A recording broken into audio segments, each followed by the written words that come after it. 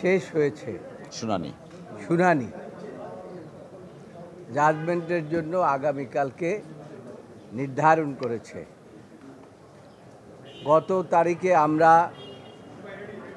আমাদের নেত্রীর পক্ষে আমরা আর্গুমেন্ট করেছি এবং সমাপ্ত করেছিলাম, কিন্তু তখন একটি আপিল ছিল সলিমুল হক কাজী সলিমুল হক কাজী কামালের। সেই আপিলটি পরবর্তীতে যখন দেখা গেল যে সেটা শুনানি হয়নি, সেই কারণে আজকে আদালত সেই আপিলটি শুনানির জন্য দিন ধার্য করেছিলেন। আজকে সেই আপিলটি শুনানি হয়েছে এবং সেই সাথে আমরা যে গত 3 দিন যে আর্গুমেন্ট করেছি বেগম খালেদা জিয়ার পক্ষে, সেই সমস্ত বিষয়গুলো এসেছে।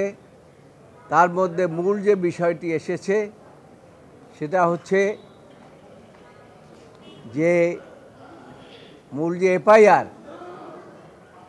এফআইআরই সঠিক ছিল না। এফআইআরের মধ্যে এমন কিছু ত্রুটি ছিল যে জিনিসগুলো যদি আইনগতভাবে বিচার বিশ্লেষণ করা হতো তাহলে বেগম খালেদা জিয়া নিম্ন আদালত থেকেই খালাস পেতেন। সেই সময় সেটা করা হয় নাই।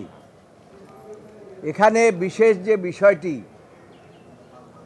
বলতে চাই সেটা হচ্ছে, আপনারা জানেন 1918 সনে বেগম খালেদা জিয়া 2018 সনে আমাদের নেত্রী দেশনেত্রী বেগম খালেদা জিয়া হেঁটে হেঁটে জেলখানায় গিয়েছিলেন আলিয়া মাদ্রাসার থেকে। এটাকে কোর্ট বলা যাবে না, আলিয়া মাদ্রাসা।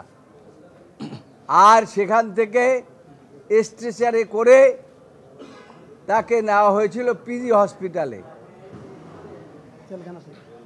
আল্লাহর এমন রহমত যে ফ্যাসিস্ট সরকার যে চেষ্টা করেছিল যে বেগম খালেদা জিয়াকে আস্তে আস্তে পৃথিবীর থেকে বিদায় করে দেবেন। একবার 1/11 সরকার চেষ্টা করেছিল রাজনীতির থেকে দেশের বাইরে বের করে দেওয়ার জন্য, আর এই ফ্যাসিস্ট সরকার চেষ্টা করেছিল বেগম খালেদা জিয়াকে পৃথিবীর থেকে বিদায় করে দেওয়ার জন্য।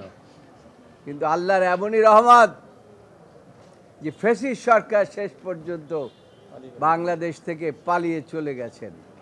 আর পালিয়ে চলে যাওয়ার পরে আমরা আগে বিচার বিভাগের দ্বারে দ্বারে কান্নাকাটি করেছিলাম, সরকারের উচ্চ পর্যায়ে কান্নাকাটি করেছিলাম।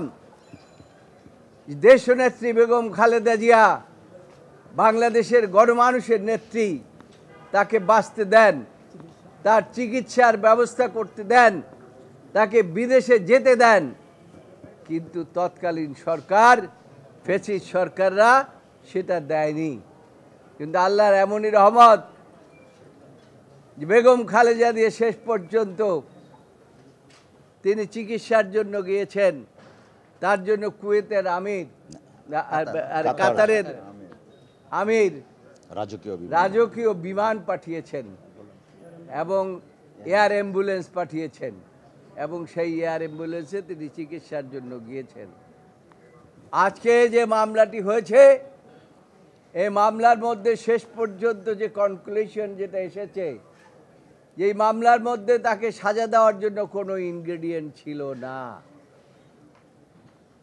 আজকে যে অ্যাপিলটি শুনানি হয়েছে, সেই অ্যাপিলেন্টের পক্ষে যিনি অ্যাডভোকেট ছিলেন